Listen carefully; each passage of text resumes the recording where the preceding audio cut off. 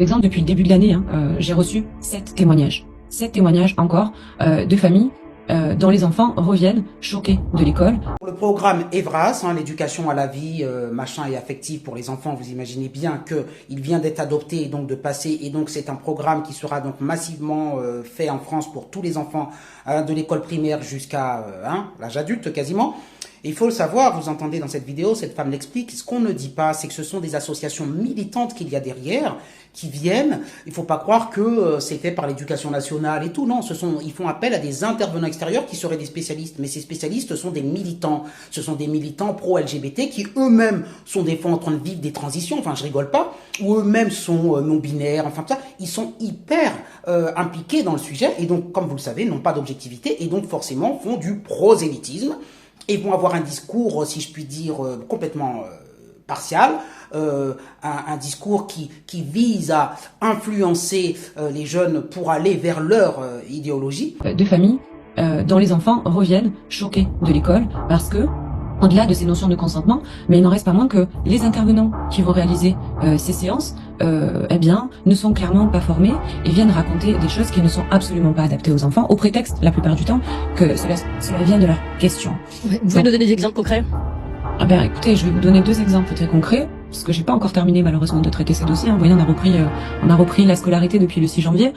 Et donc, c'est une sorte de simulacre, de dissimulation d'une idéologie qui se répand toujours plus. Et donc, c'est ce que j'appelle l'entrisme wokiste LGBTQIA+, au sein de l'école, qui se poursuit à travers ce programme soi-disant qui est censé protéger les enfants, un programme qui est censé être préventif. Il y a beaucoup d'enfants qui reviennent complètement choqués de l'école d'avoir dit qu'on pouvait gober un P comme on peut gober un flanc, pardon, alors qu'ils ne sont pas du tout... bon, voilà. Ils se sont pas penchés sur cette question, si je puis dire. Il faut savoir, moi, je vous donne un exemple. J'ai vécu en étant...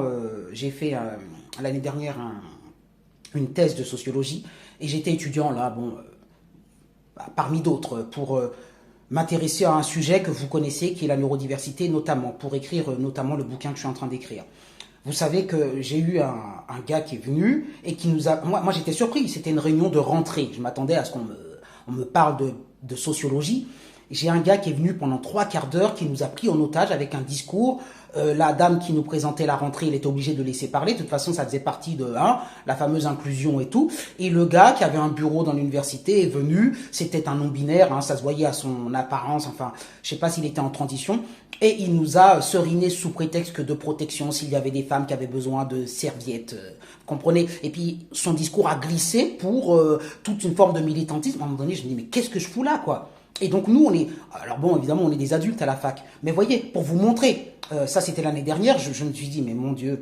Donc deux faits marquants, on est sur des classes de CM2, on a des petites filles qui parfois sont en avance d'ailleurs, pour une qui a 9 ans, et qui entend lors d'une séance que, dans le cadre donc d'une séance pour la puberté, qu'il est possible de s'insérer un tampon dans le vagin. Vous voyez par exemple, donc ça on vous dira c'est normal, c'est partie du cycle 3, c'est logique d'aborder la puberté.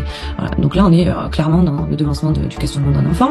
Et ensuite, encore un fait qui pour moi est malheureusement commun mais encore choquant, on a un petit élève qui pose la question dans le cadre donc d'une séance où donc les enfants sont mélangés, c'est-à-dire qu'il y a filles, garçons confondus, et donc un élève demande si on peut gober un pénis. Ce à quoi l'infirmière répond que oui, on peut gober un pénis à partir du moment où les deux sont d'accord. Voilà, on nous impose ce discours et c'est toujours sous bienveillance. On vient pour vous fournir des serviettes hygiéniques, les dames. Et puis vous savez qu'on a un bureau à l'étage. Et puis si vous êtes victime de harcèlement, etc. Et puis petit à petit on glisse vers la non-discrimination, la tolérance, et tout. Et puis on est dans un discours militant pour le transgenrisme et tout ça.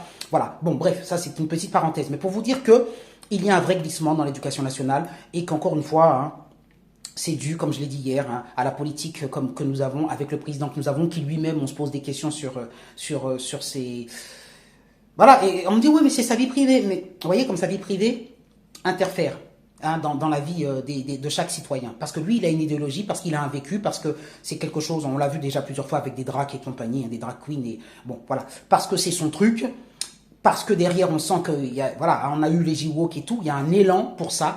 Alors voilà. Donc quand on changera de politique, j'espère dans 2 ans, tout ça, programme Evras à la poubelle, on assainit l'école, aucun entrisme, ni islam, machin, ni LGBT, tout ça à l'école, et on apprend aux enfants à lire et à compter, parce que croyez-moi, il y a grand besoin, parce que comme vous le savez, plus personne ne sait lire, écrire, compter.